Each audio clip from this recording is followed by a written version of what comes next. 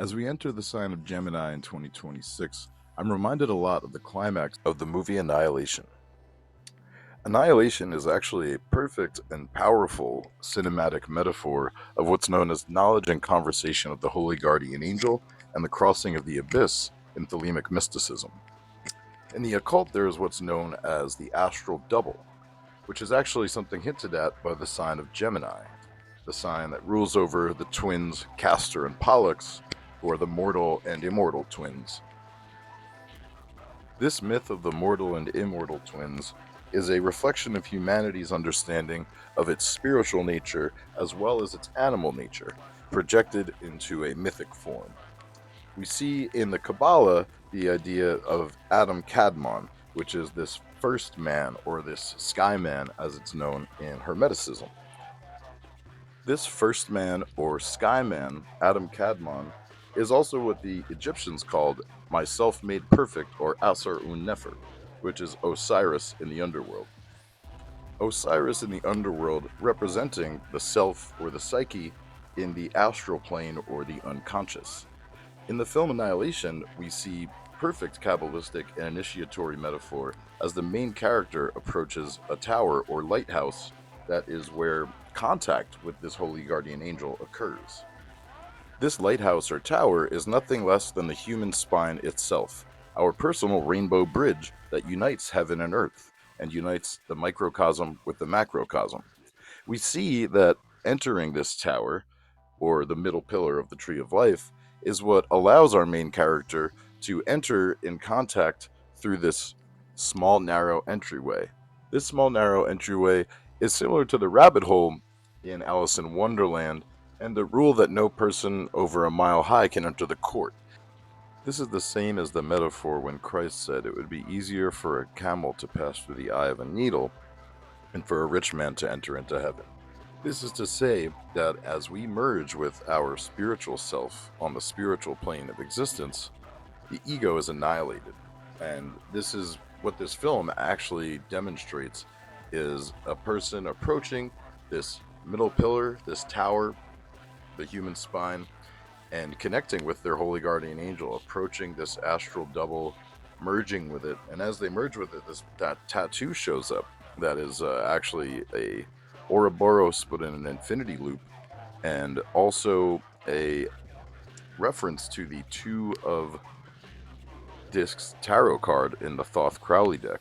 This Two of Discs tarot card refers to the activity of the higher planes, which is ruled by the twos in the tarot, on the earth. And so here we see like transformation, which is what the snake and its shedding skin represent, and also the Kundalini serpent of transformation, of rising life force and the transformation of the ego and all of the different natures by this life force.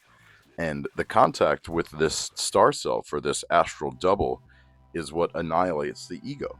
So this movie is a beautiful metaphor for initiation, and what we find is that this shimmer that is actually the rainbow veil that these scientists have to go through in order to reach this lighthouse where this black hole is, where the astral double is met.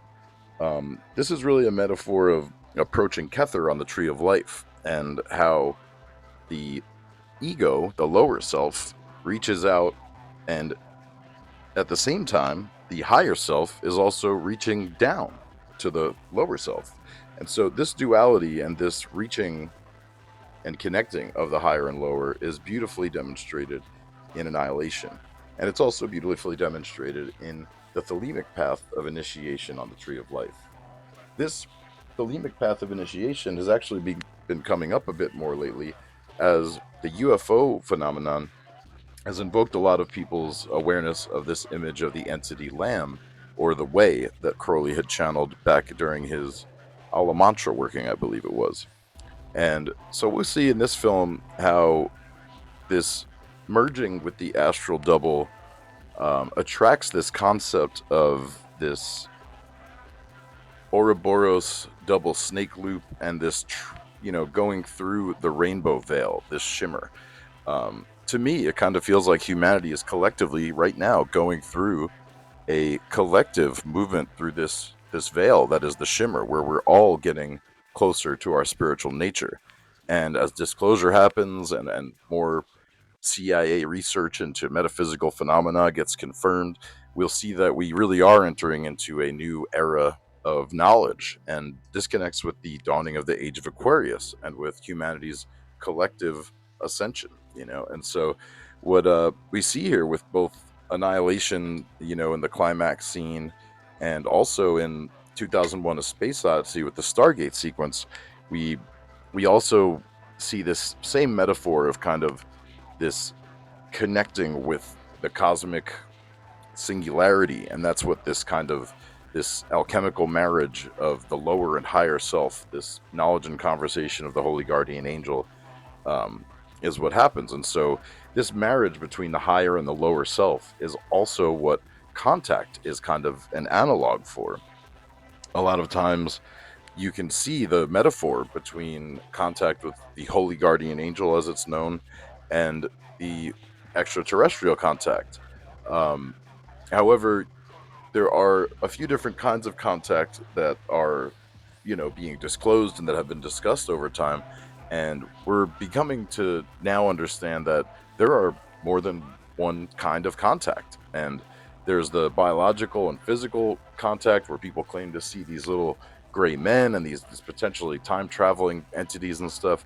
But then there's another form of contact that is also being revealed, and this is spiritual contact. And this, in our very own personal selves, is hinted at through Annihilation, this movie. And as anybody who takes up, the spiritual practice or uh, the work of fortifying the body of light and such things as this, um, will see that the Annihilation film is a really powerful metaphor for the annihilation of the ego and the merging of the microcosm and the macrocosm.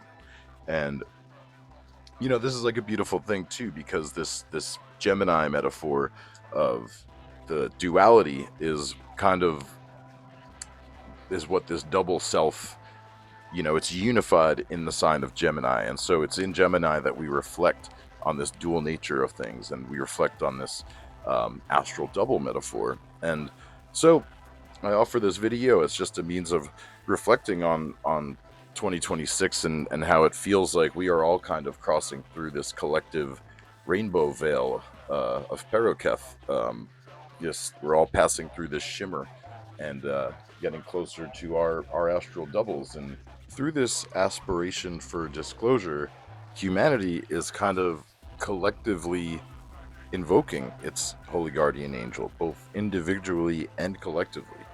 And so, this is where we're getting all these fascinating themes with disclosure, and how disclosure and the annihilation of the ego and the union of the microcosm and the macrocosm, the uniting with our spiritual self, this all arises as the psyche seeks wholeness, what Carl Jung would call individuation. And this is what the Gemini twins represents, this dual nature of the self having to be harmonized. Much like Christ says in the Gnostic Gospel of Thomas, that you have to make the inner like the outer, and the male like the female, and the upper like the lower, in order to get into the kingdom of heaven. And that the kingdom of heaven is within us.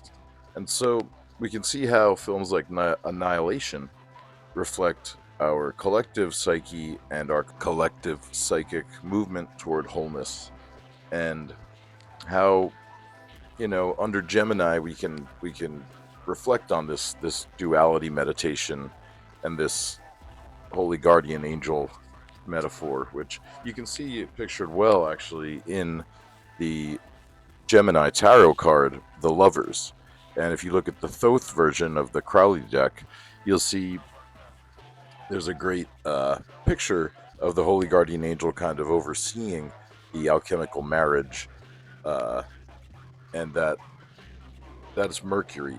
That's Mercury that connects the alchemical sulfur and salt, and the sulfur and salt being the earthly element, and the sulfur being the subscribe to my Patreon for early access to part 2 of this video.